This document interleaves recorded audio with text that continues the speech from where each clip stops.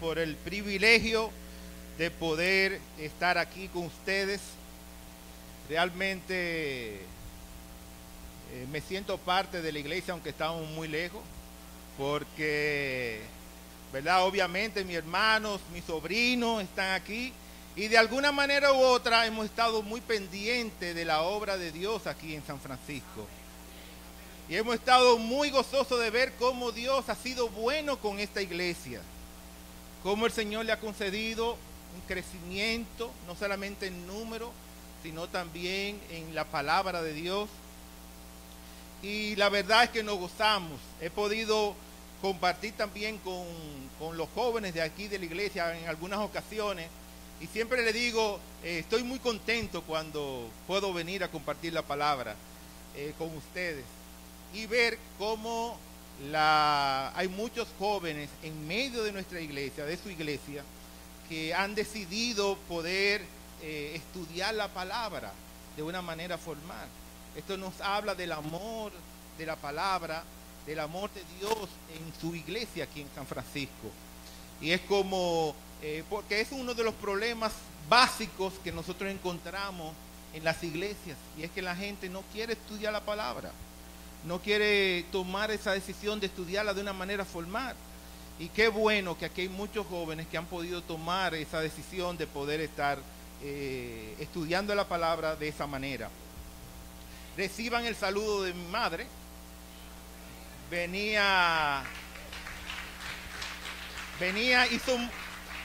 Hizo muchísimas cosas para poder venir hoy, pero ya anoche me escribió, no voy a poder ir. Pero reciban ese amor. Él ya me dijo a cada uno. Entonces, como es a cada uno, se lo estoy diciendo, es a cada uno, ¿verdad? Muy, muy, muy, muy contentos, hermanos. Bueno, hermano, esta noche, en esta mañana, yo quiero que ustedes a su reloj le den un chip para atrás. Cojan su reloj, le den un poquito para atrás, porque el pastor vino y me cogió el tiempo. No, hermano, vamos a confiar en el Señor que vamos a tener el tiempo de poder ver esta palabra. Yo soy el primero que he sido desafiado por ella. Yo soy el primero que he podido decirle, Señor, yo quiero que eso pase en mi vida. Yo no sé a cuánto le ha pasado que a veces estamos en una predicación y pensamos en otro. Yo a mí me ha pasado mucho con mi tío Tontón. Ustedes conocen al tío Tontón, ¿verdad? Dije, ay, si tío Tontón estuviera aquí. Pero no, hermano, yo les tengo que decir, les tengo que confesar que esta palabra realmente no es para el tío Tontón. Esta palabra es para mí y es para ti. No hay chance hoy de tirársela al otro. Dile al que está a tu lado, esta palabra es para mí. Díselo ahí. Esta palabra es para mí. Amén. Vamos a orar. Padre, venimos delante de ti, Señor. Háblanos, Señor. Di la palabra, Señor, tú en esta mañana. Di la palabra. Oh Señor, confiamos en tu palabra, confiamos en tu Espíritu Santo, Señor, en esta noche. Palabra de Dios y no palabra de hombre, Señor, es nuestra confianza, Señor. Háblalo a cada uno de nosotros, Señor, como tú me has hablado a mí, Señor. Gracias te doy, Señor, en el nombre de Jesús. Amén. Si le vamos a poner un título, hermanos, le tendríamos que poner el llamado universal de la iglesia. El llamado universal de la iglesia.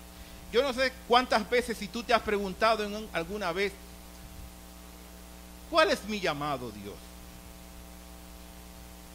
¿Qué tú quieres que yo haga? ¿Hay alguno que puede decir, yo me he preguntado eso, ¿cuál es mi llamado, Dios? ¿Qué tú quieres para mi vida? Yo me he hecho esa pregunta muchas veces, me hice esa pregunta muchas veces. Pero muchas veces nosotros confundimos nuestro llamado con nuestra función en la iglesia. Repito esto. El problema es que muchas veces confundimos nuestro llamado con nuestra función en la iglesia. Y yo quiero abrir aquí, poner un punto ahí y abrir un paréntesis grande. Qué bueno que nosotros estemos funcionando en alguna área de la iglesia local.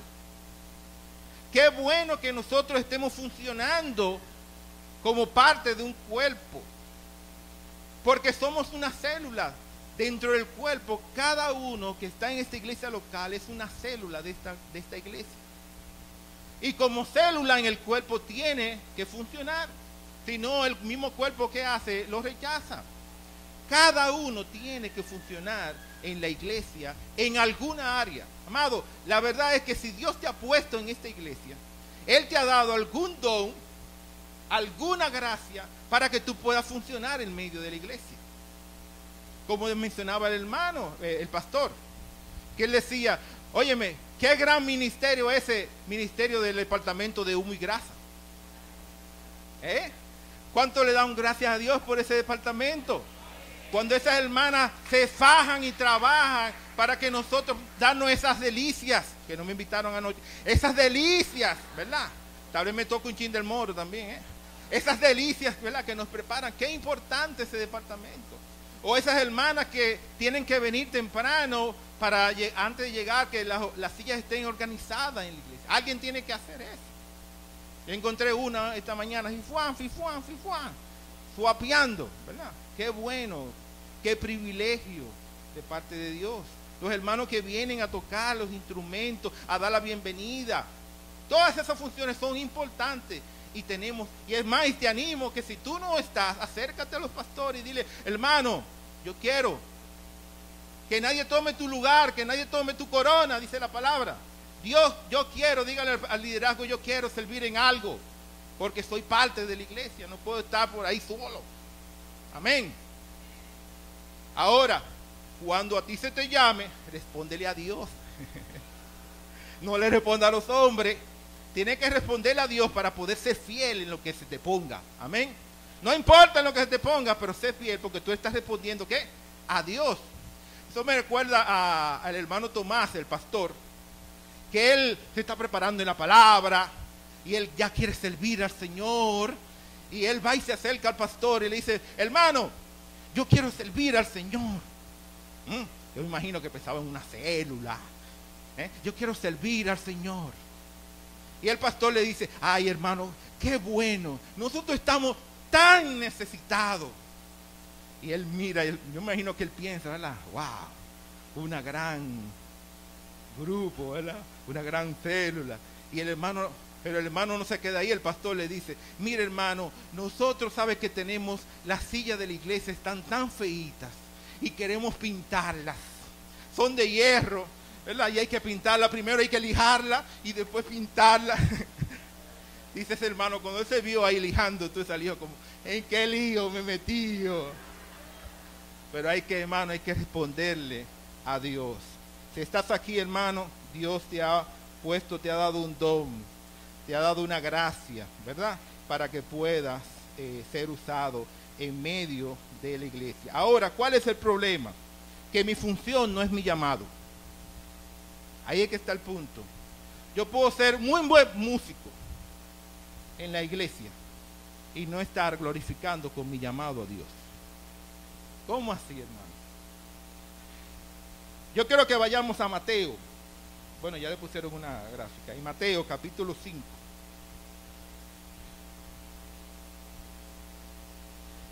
En medio de lo que se ha llamado el sermón del monte o el sermón de las bienaventuranzas, donde Jesús, dice el versículo 1, viendo la multitud, subió al monte y sentándose vinieron a él, que dice, sus discípulos, y abriendo su boca les enseñaba.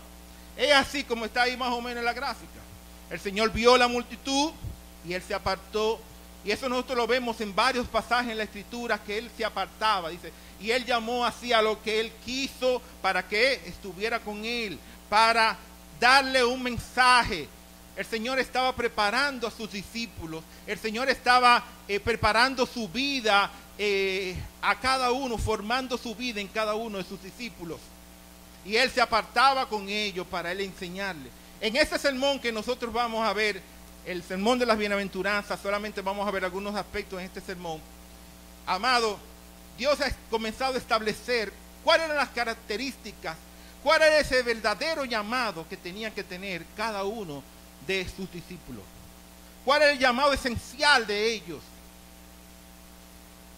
En el versículo 13, si volamos al versículo 13, es un pasaje que muchos conocemos.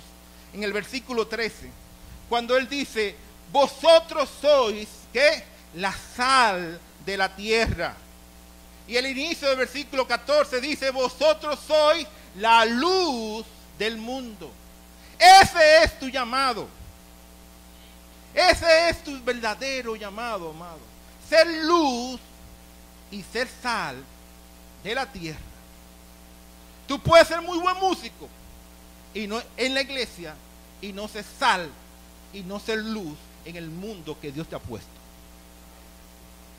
Tú puedes dar muy buena bienvenida en la iglesia y no estar siendo luz y no estar siendo sal donde Dios te ha colocado. Amén. Vosotros sois la sal de la tierra, vosotros sois la luz del mundo, amado. Jesús nos da dos elementos tan comunes para darnos una gran enseñanza. El maestro, Jesús, coge dos elementos que eran tan cotidianos para ellos, para mostrarle cómo ellos debían de andar, cómo ellos debían de comportarse, cuál era su función real, cuál era su llamado real, ser luz y ser sal. La sal no solamente era utilizada para dar sazón, sino que el principal razón de la sal era preservar los alimentos, las carnes. ¿Por qué? Porque no había nevera.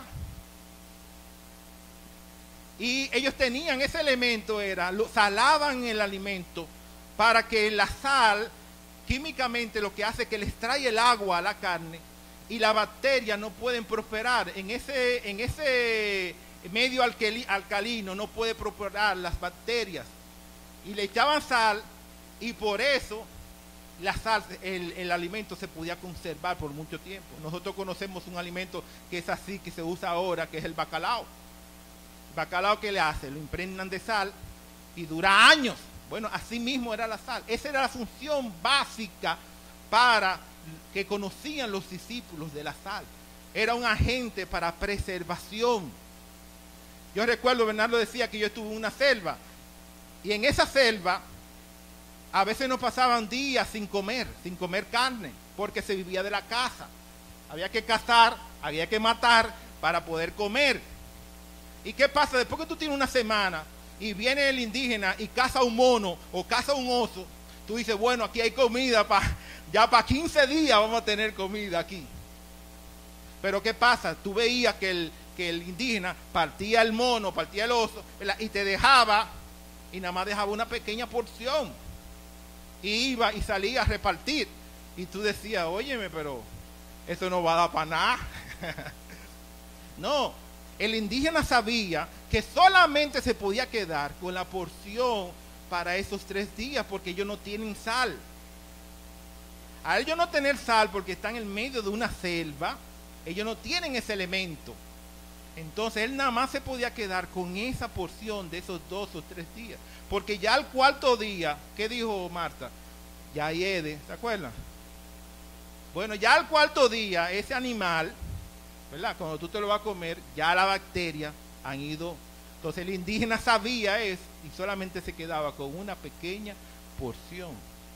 La sal, para eso era la sal. Como un agente, un preservante. Pero vemos también otro elemento que era la luz. Mano, la luz es como ese faro. Como ese faro que alumbra. Como ese faro que le dice a ese capitán de ese barco, ese es el camino. Vamos en el camino correcto.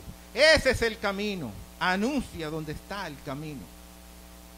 Pero también le dice al barco, cuidado que está llegando, ahí hay unos recifres, si tú sigues, va a encallar. Si no solamente anuncia la luz, mira, allá, óyeme, el que han navegado y sabe que está lejos, cuando él puede lograr ver esa luz, porque ellos van ahí, norte, sur, una brújula, esto. Ya no, digo, ahora no, ya ahora es GPS, ¿verdad? Ya.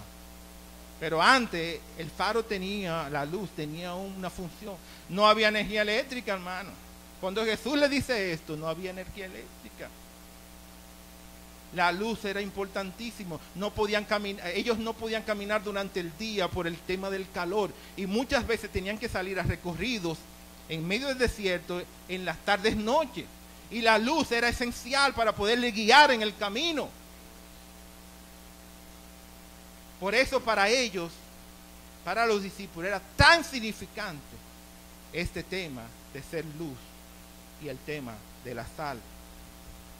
Ahora, lo primero que yo quiero que veamos en este pasaje, ¿verdad? Entendiendo que estamos bajo en este sermón del monte, en este sermón de la bienaventuranza, lo primero que yo quiero que veamos, amados, es la condición del mundo.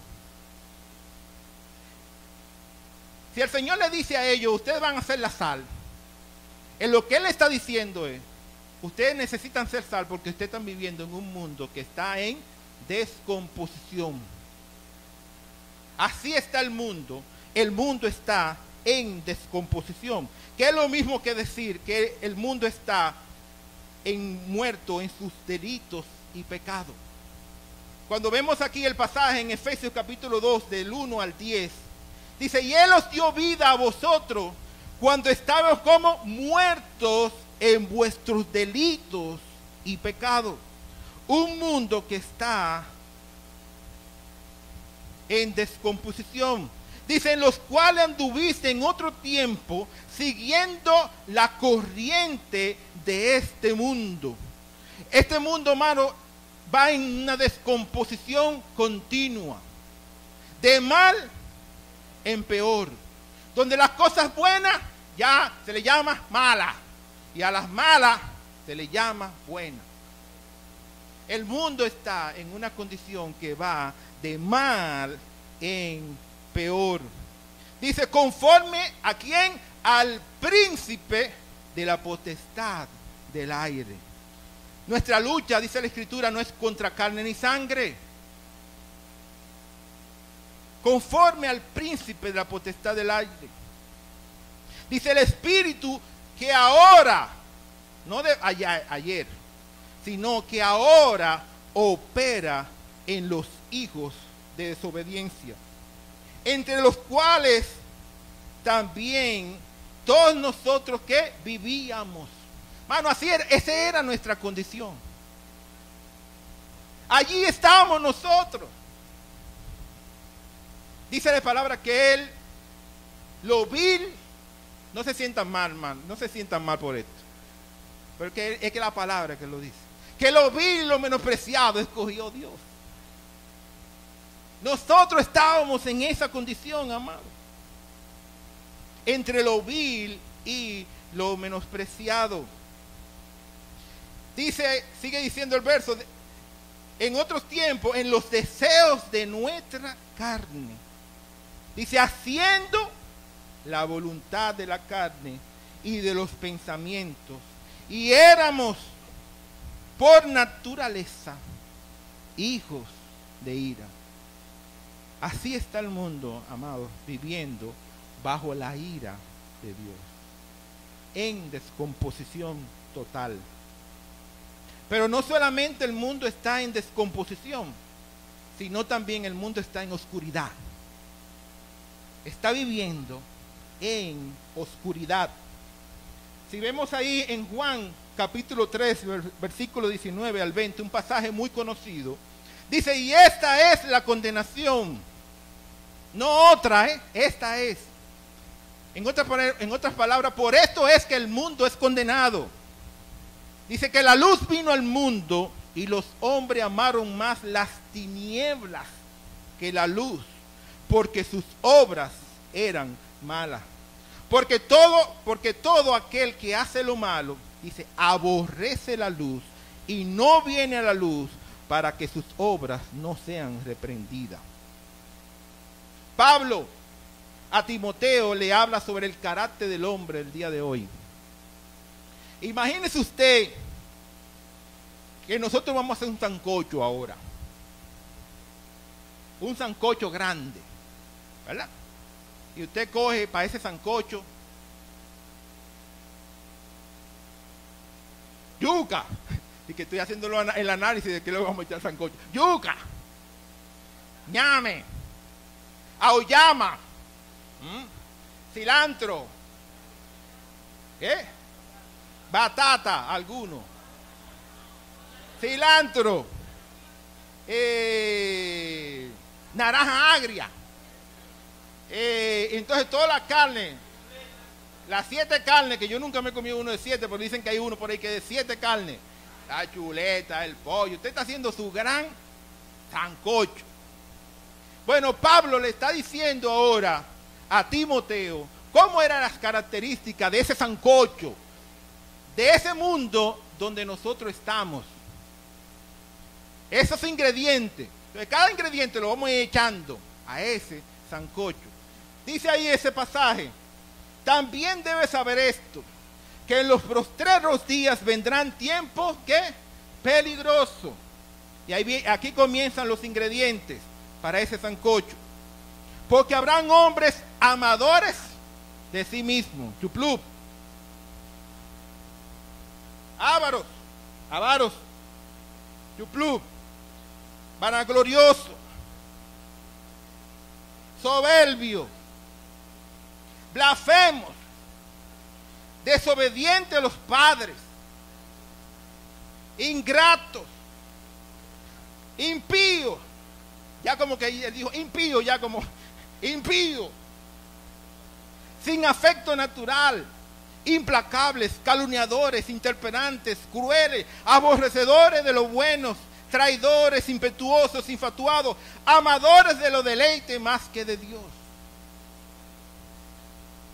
Dice que tendrán apariencia de piedad, pero negarán la eficacia de ella. Dice, a estos evita. Porque estos son los que se meten en las casas y llevan cautivas a las mujercillas cargadas de pecado, arrastradas por diversas concupiscencias. Estas siempre están aprendiendo y nunca pueden llegar al conocimiento de la verdad. No hay manera que un impío pueda llegar por sí mismo al conocimiento de la verdad. Nadie que viva en ese mundo es composición por sí mismo, solo puede llegar al conocimiento de la verdad. Si no encuentra una luz, si no encuentra una sal, no puede por sí mismo llegar al conocimiento de la verdad. Dice, hombres corruptos. Dice, de manera que Janes y Jambres resistieron a Moisés, versículo 8. Así también estos resisten a la verdad. Hombres corruptos de entendimiento, reprobos en cuanto a la ley, reprobados en cuanto a la ley. En el original dice, inservibles para con Dios. Esa es la condición. Y el creyente tiene que estar consciente de eso. ¿Por qué? Porque de ahí es que Dios nos ha sacado. Pero también es donde Dios nos ha puesto. Ahí es que están viviendo nuestros hijos. Ahí es que están viviendo nuestros compañeros de trabajo. En esa situación bajo la ira de Dios. Que por sí mismos no pueden salir. El pueblo de Dios es que tiene que clamarle a Dios. El pueblo de Dios es el que tiene que pedirle, Señor, permíteme ser un ente de preservación. Permíteme ser una luz. Porque por sí mismo no lo pueden hacer. Amados, esto me lleva al segundo punto, que es: el creyente ha sido colocado como un agente diferenciador. Si vemos ahí en Mateo, vosotros sois, dice. Esto implica en el original vosotros y solo vosotros. Nadie más. Nadie del mundo puede ser un agente. Solamente vosotros. ¿A quiénes le está hablando en el Sermón del Monte? A sus discípulos. Y Él está diciendo a sus discípulos, ustedes y solo ustedes son ese agente, son esa diferencia, a nadie más. Como la sal en medio de un mundo en descomposición y como la luz en un medio de oscuridad. Dice en Juan capítulo 17, versículo 15, desde el versículo 15.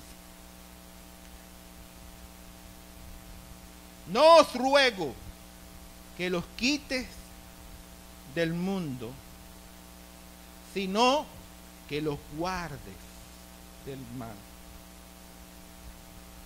No que lo quites. Yo no sé a cuánto le ha pasado que vamos a un retiro y llegamos a nuestro retiro, nos levantamos tempranito en nuestro retiro y hay un hermano que te dice Dios te bendiga, el otro Dios te bendiga, y tú vas al baño y te cepillas y coges y oras con ellos, tienen un devocional y después viene a la comida y está muy contento y ahí hablando con los hermanos y después entra a una alabanza y tú te gozas con el Señor y tu vida está, que llega un momento que al segundo día ya tú dices, pero vamos a quedarnos aquí. Vamos a hacer derramar, vamos a quedarnos aquí. Pero el Señor no nos ha llamado a nosotros a sacarnos del mundo, sino guárdalos. ¿Pero dónde? En medio del mundo. Ese es el problema de los monasterios. ¿Qué han hecho los monasterios? Se van a la montaña, se apartan 1, 2, 3, 4 años allá apartados, como resolviendo su problema con Dios, y los otros ¿qué? Arrecian. Mi problema es yo con Dios y prefiero apartarme. Como vamos hermano, vamos para la montaña, vamos a quedar, vamos a una ciudad y el letrero adelante va a decir bienvenido a los cristianos y nadie.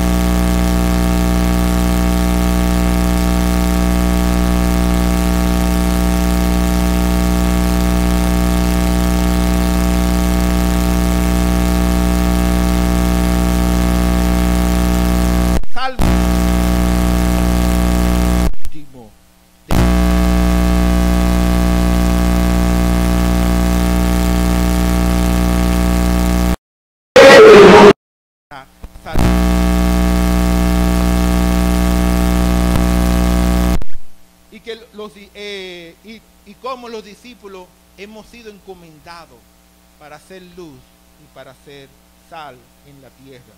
Ahora, hermanos, ¿cómo se ve esto en la práctica? ¿Cómo voy a poder ser luz y ser sal en la práctica, en el día a día? Hay 2 puntos que yo quiero ver en esto. Primero, a través de nuestras acciones. O como llama el texto, a través de nuestras obras. Según el texto que nosotros estamos viendo, en el versículo 16, dice, así alumbre vuestra luz delante de los hombres, para que vean vuestras buenas acciones. Yo le puse ahí una traducción un poquito más clara. Para que vean vuestras buenas obras, dice aquí, y allí dice, para que vean vuestras buenas, ¿qué? Acciones. Dice, y glorifiquen a vuestro Padre que está en el cielo. El contexto que nosotros del Sermón del Monte nos da cuáles son esas acciones que el Señor espera de sus discípulos.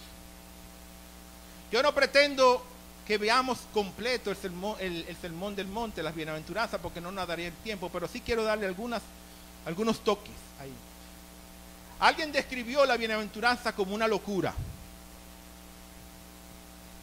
Porque la bienaventuranza, esa palabra que significa dichoso, que significa afortunado, que significa tú te has ganado el premio mayor,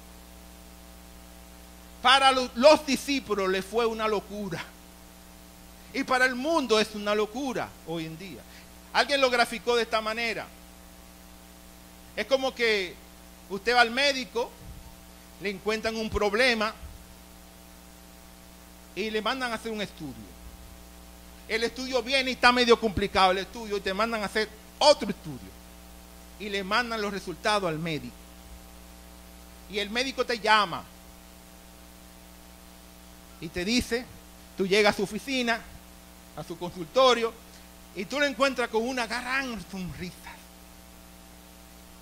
Y te dice, me llegaron tus resultados. Y aquí me dice que tú tienes una enfermedad catastrófica. Y que te quedan 2 o 3 meses quizás de vida. Dichoso. Tú dices, ¿cómo así? Doctor, explíqueme bien, ¿cómo así? Así mismo era la bienaventuranza para los discípulos. ¿Cómo así? Porque cuando el maestro comienza a decir, dichoso eres, él no se queda ahí. Si no, vamos a ver un ejemplo. Dice el versículo, por ejemplo, el versículo 10 dice, bienaventurados los que padecen. ¿Cómo así? ¿Los que padecen son bienaventurados? La bienaventuranza, hermano, es una demostración viva que lo que anda buscando el mundo, los deseos de la carne, la vanagloria de la vida, las riquezas, enriquecerse, la felicidad, el reconocimiento, el honor, se contrapone directamente a lo que Dios quiere para su pueblo. Bienaventurado el que llora. ¿Cómo? Yo no veo bienaventuranza ahí. El que llora. El Señor le está hablando y le está diciendo cómo ellos debían ser diferentes.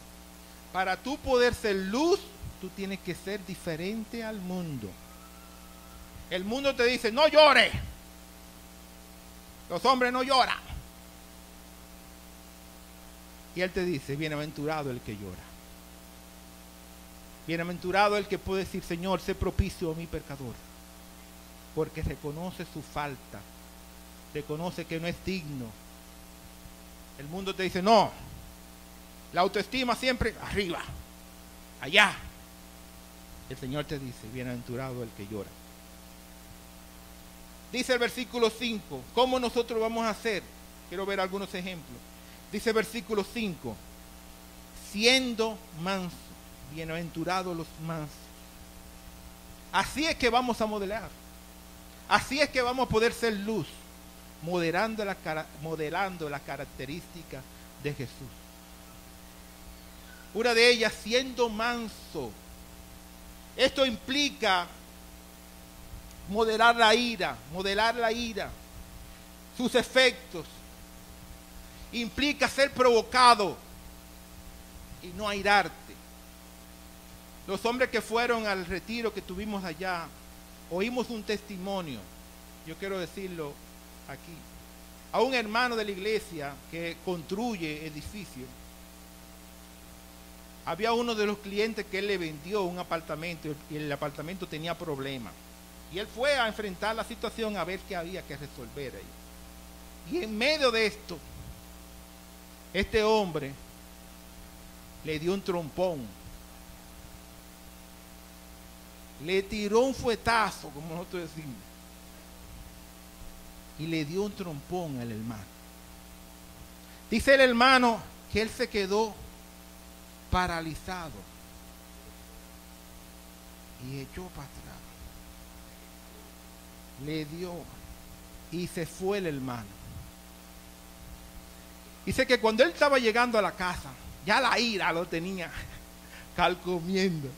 Y él decía, ¿qué le voy a hacer a este hombre? Y el Señor le dijo, nada, tú no le vas a hacer nada. ¿Qué tú le vas a hacer? Nada. Yo me imagino que para este hombre, mire, al hombre, no sé a los otros, pero a los dominicanos que tú le tiras un trompón, tú tienes que prepararte porque tú no sabes lo que viene después de ahí. Si tú como hombre le fueteaste un trompón a un hombre, tú tienes que prepararte porque lo que viene, tú no sabes hasta dónde va a parar eso. Y yo me imagino que este hombre que le tiró ese fuetazo al hermano, al ver la reacción de él, tuvo que decir, este hombre es diferente. Y la cosa no se quedó ahí, sino que llegó diciembre ahora, este diciembre. Y el Señor le dice al hermano, llámalo. Y el hermano dijo, no lo voy a llamar. Y hay una discusión entre el Señor y él, no lo voy a llamar, sí, llámalo. Hasta que él lo llamó, a felicitarlo en diciembre. Oiga eso. Yo creo que ahí ese hombre dijo, óyeme, ese hombre es diferente. ¿Cómo vamos a hacer luz? Mostrando con nuestras obras, con nuestras acciones, en el día a día. Dice también, versículo 7, siendo misericordioso. Bienaventurados los misericordiosos. Es la disposición a compadecerse de los sufrimientos y miserias ajenas. El creyente tiene que ser reconocido por ser una persona misericordiosa, que se compadece de la necesidad del otro. Así era que Jesús le dijo, así es que ustedes van a poder ser luz, siendo misericordiosos. Tomás decía que el creyente no debe ser reconocido por las cosas que no hace.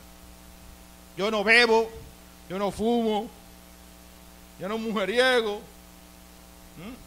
sino no solamente por eso, sino por las cosas que hace. En nuestro trabajo el creyente tiene que ser reconocido por ser una gente misericordiosa. En nuestro entorno, así vamos a hacer luz, así vamos a ser sal de la tierra. Dice versículo 9, voy a volar algunos, el 8 decía, teniendo un corazón limpio. Versículo 9 dice, siendo pacificadores, bienaventurados los pacificadores. Amados, cuando hay un problema, ¿de qué lado tú te vas? Sí, es verdad, ella no debió haberte hecho eso. Si me lo hubiese hecho a mí, eso llamamos enchinchando. Enchinchando. O como yo era muchacho, no sé, ya yo creo que ya eso no se usa ahora, pero antes era el que cupo primero. El que cupe primero, cupe. Ahí, enchinchando. El creyente no puede ser de esos que enchinchan. El creyente tiene que ser, el discípulo tiene que ser un pacificador. Yo no sé si ustedes han visto la cantidad de videos cuando hay dos muchachitos emburujándose, comiéndose después de una escuela, bla, bla, bla, bla, y 20 gente alrededor grabando el video para subirlo. Dese maduro para que salga mejor el video. El creyente debe ser reconocido por ser un ente pacificador. Cuando hay problemas en nuestra familia, amén.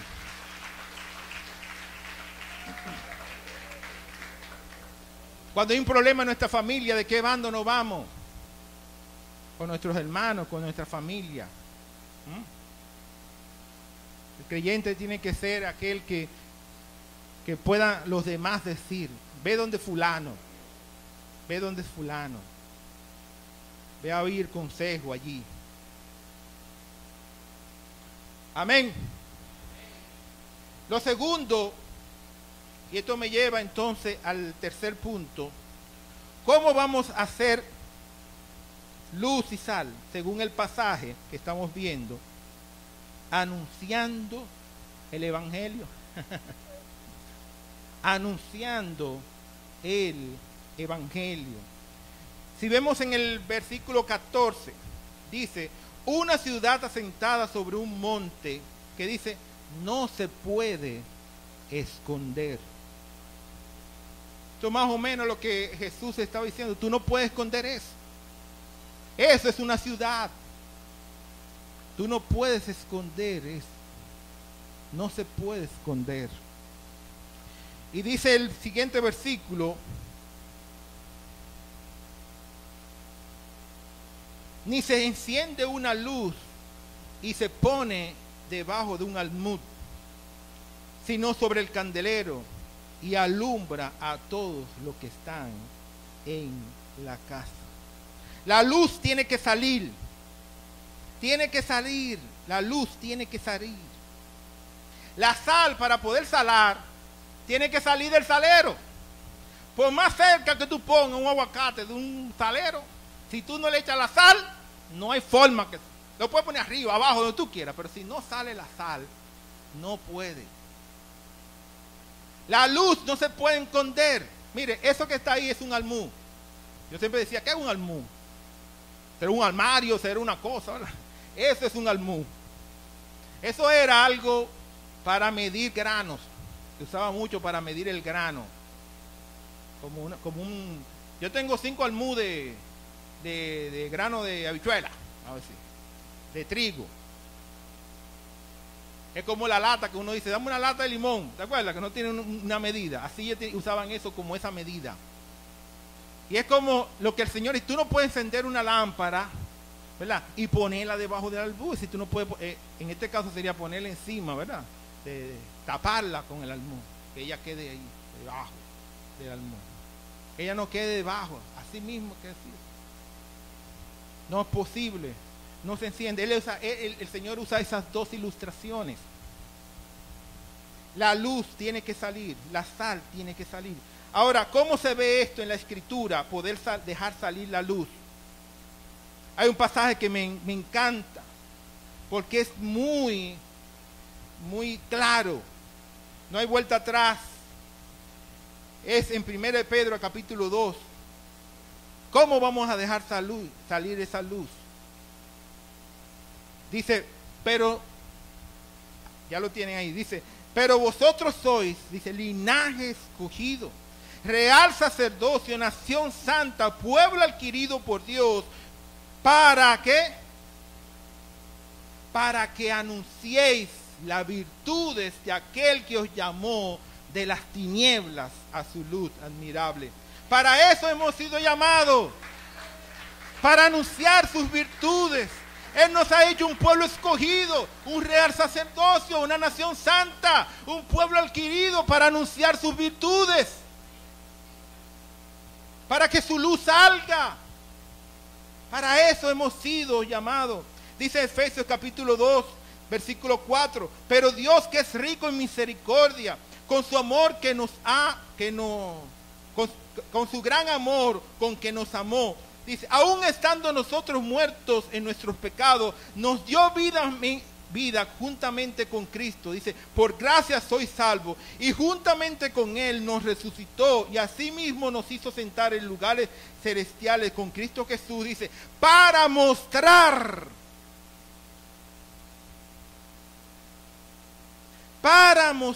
a los siglos venideros las abundantes riquezas de su gracia.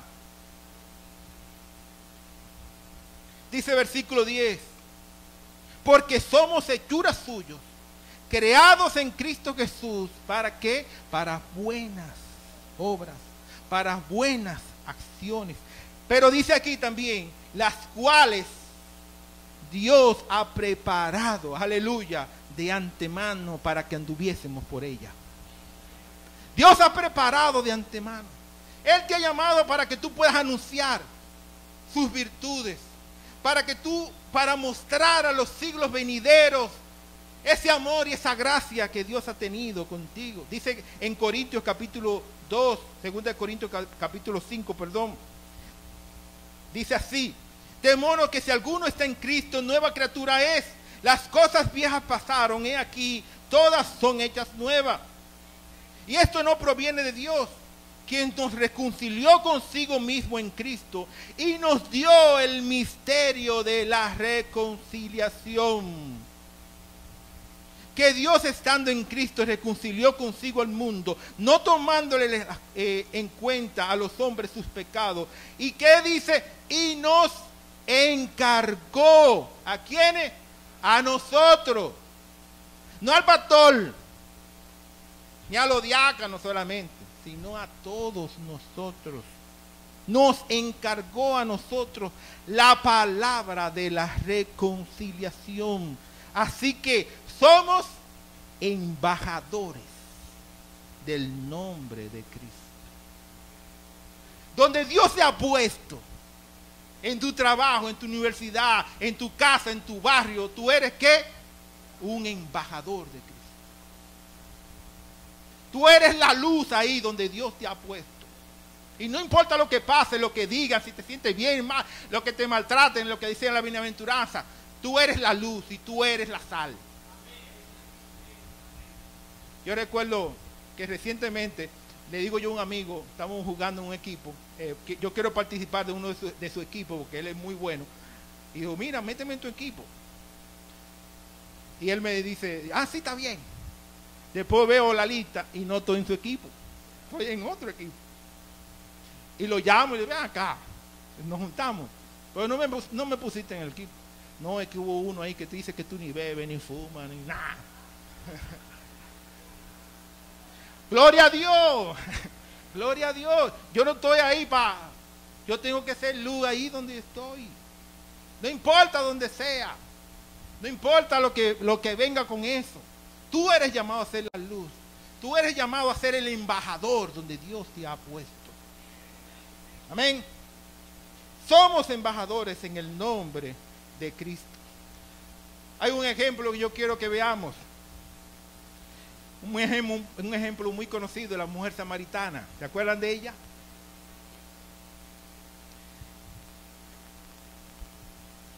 Dios se encuentra con ella.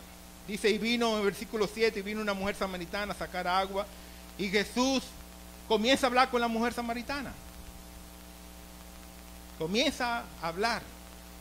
Ella misma le dice, ven acá, ¿cómo así si tú siendo judío? ¿Te acuerdan toda la historia?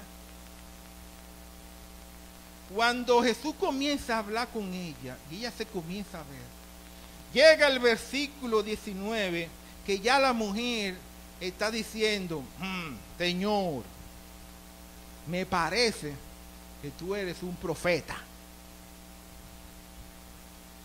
Pero ya en el versículo 25, le dijo a la mujer, yo sé que ha de venir el Mesías, el llamado el Cristo, el cual, cuando Él venga, nos va a declarar todas las cosas. La mujer sigue como, y en el versículo 26, Jesús le dijo a esta mujer, yo soy el que habla contigo. Dios se le mostró a esta mujer. Dios tuvo la iniciativa con esta mujer. Y Dios le dijo, el mismo Señor Jesús le dijo, yo soy el que habla contigo. Yo soy el Cristo, el que habla contigo. Amados, en el versículo 28, dice, entonces la mujer dejó su cántaro y fue a la ciudad y dijo a los hombres, venid y ved a un hombre que me ha dicho todo en cuanto he hecho. ¿No será este el Cristo? Amado, esta mujer cuando se conoció al Señor, que vio que Él estaba frente al Cristo, dice que Él salió huyendo. Salió corriendo, dejó su cántaro. Le pesaba mucho, ella quería llegar rápido. Dejó el cántaro, dejó todo. Ella comenzó a anunciar inmediatamente: venid y ved. ¿No será este el Cristo? Amado, a eso no ha llamado Dios. A soltar todo. Suelte tu cántaro y sal corriendo a decir.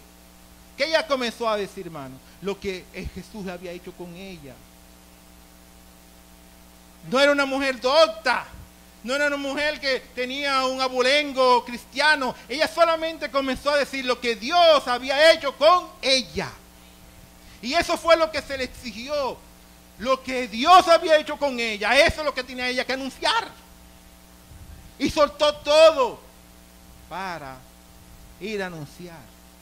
Me recuerda también el segundo ejemplo. El endemoniado de Gadareno. ¿Se acuerdan de eso? Mano, un endemoniado. Nada más y nada menos, ¿verdad? Digo, versículo 42, perdón, volví un versículo, hermano, que quería también resaltar. Que es cuando los hombres de Samaria regresan. Y ellos les decían a la mujer: ya no creemos solamente por tus dichos, porque nosotros mismos hemos oído y sabemos que verdaderamente este es el Salvador del mundo. Esta mujer samaritana fue luz y fue sal para esos hombres. El endemoniado gadareno. Este hombre que tenía en zozobra a todo un pueblo. ¿Sabe cuando una gente, por ahí un loco, ¿sabe? Por esa esquina anda un loco? Bueno, este hombre tenía en zozobra a todo el pueblo. Ya la gente no quería ni siquiera pasar por ahí. Andaba desnudo. Se golpeaba con piedras, sangrando. Vivía en los sepulcros. Dice que, yo me imagino que el síndico y todos se reunieron y lograron amarrar al hombre. Y lo amarraron. Y le pusieron cadena. Y le pusieron grillo. Y este hombre, y dice que él rompía todo. Y no había forma de cómo amarrar a ese hombre. Y se pasaba el día entero voceando, dando voces. La gente no quería pasar por ahí. Sin embargo, cuando este hombre se encontró con Jesús, cuando Jesús pasó en la barca por allí, dice que este hombre vino y se postró ante el Señor. Y ya nosotros conocemos toda la historia, cómo el Señor lo liberó de los demonios, fue liberado, cómo fue todo lo que lo conocían y vieron en un momento a ese hombre tranquilito al lado del Señor. Dice que ya estaba vestido, versículo 38, dice, y el hombre quien había salido los demonios, versículo 38, y el hombre de quien había salido los demonios le rogaba que le dejase estar con él. Pero Jesús le despidió diciendo: vuélvete a tu casa y cuenta que cuán grandes cosas ha hecho Dios contigo. Cuán grandes cosas ha hecho Dios contigo. Dice que este hombre se fue publicando por toda la ciudad cuán grandes cosas había hecho Jesús con él. Aleluya.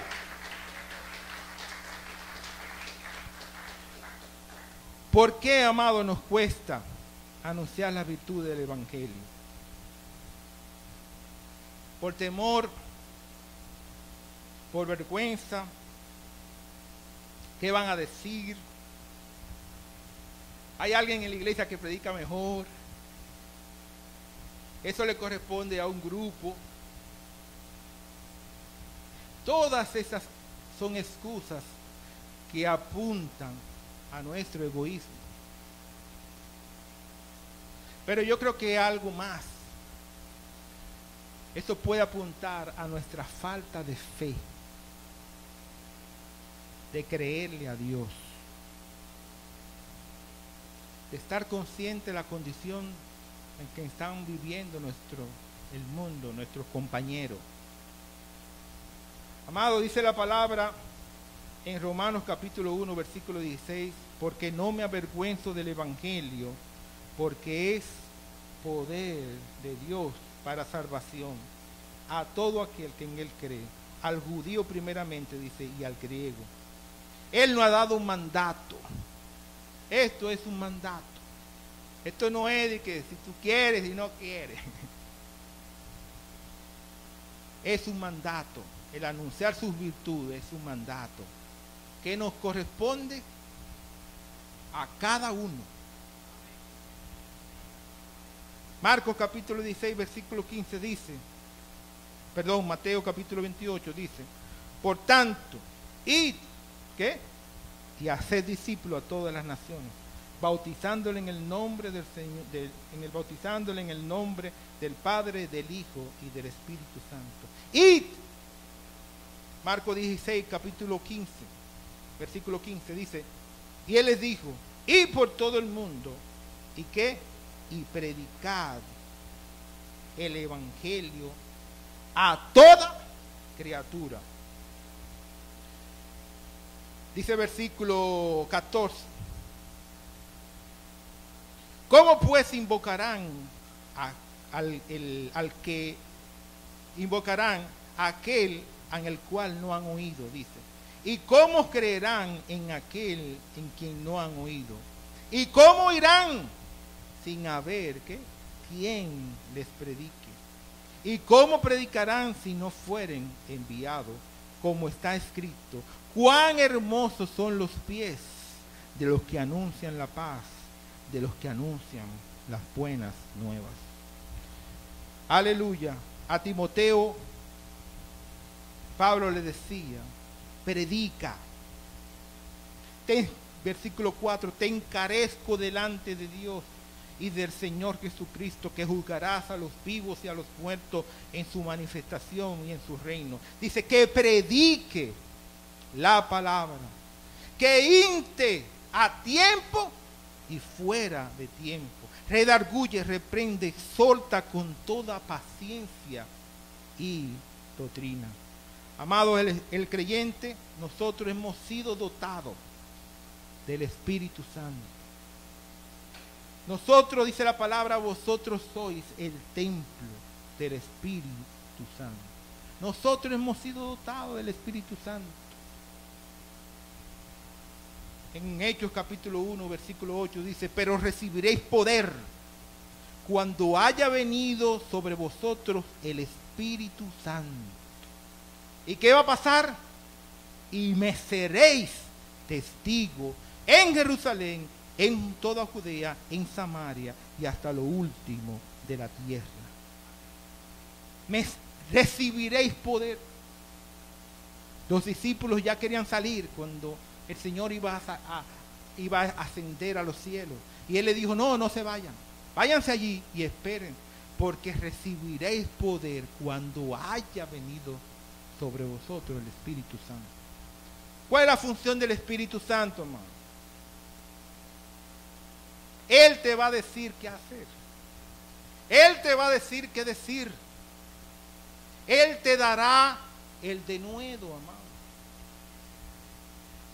Nuestra confianza no está en nuestras fuerzas, sino está en su pura gracia, en su Espíritu Santo.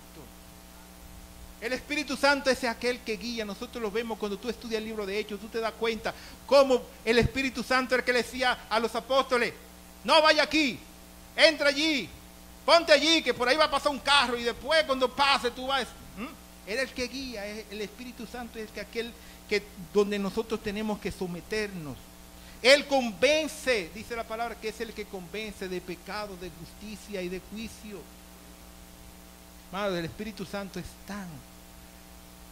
tenemos que ser guiados por Él.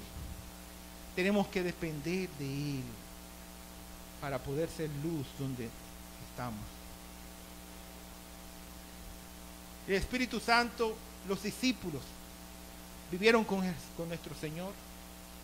Los discípulos vieron sus milagros. ¿Vieron cuando Jesús convirtió el agua en vino? Yo me imagino que se le abrió los ojos. Cuando Jesús iba en la barca, que iba caminando sobre las aguas. Y los discípulos ven acá, pero será un fantasma que viene. Cuando Jesús le dice que se calme el viento, y decían, ven acá, ¿y qué es esto que hasta el viento y el mar los obedece? Vieron con sus ojos cuando Marta aún le dice al Señor, ya hiede, son 4 días que tiene Lázaro. Y como Lázaro es resucitado. Ellos vivieron y vieron la obra de Dios. Sin embargo, cuando Jesús fue arrestado, ¿qué hicieron los discípulos? Patica, ¿para qué te tengo? ¡Fua! Se fueron. Nada más quedaron Pedro y otro que andaba por ahí, que no dice quién era. Solamente Pedro. ¿Acuerdas? Va a cantar el gallo 3 veces antes que tú. Solamente Pedro quedó. Y de lejos. Pero cuando después de que Jesús fue crucificado y resucitó de los muertos, y los discípulos fueron llenos del Espíritu Santo como Él se lo prometió, amados, entregaron toda su vida al Señor. Entregaron toda su vida, todo su esfuerzo, todo su trabajo a hacer luz y a hacer sal. Yo quiero leerle cómo murieron estos hombres.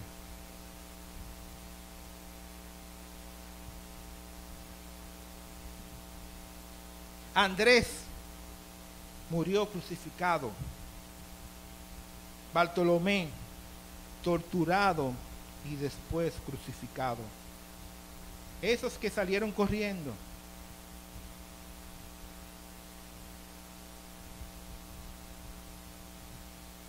Jacobo, hijo de Alfeo, apedreado hasta morir.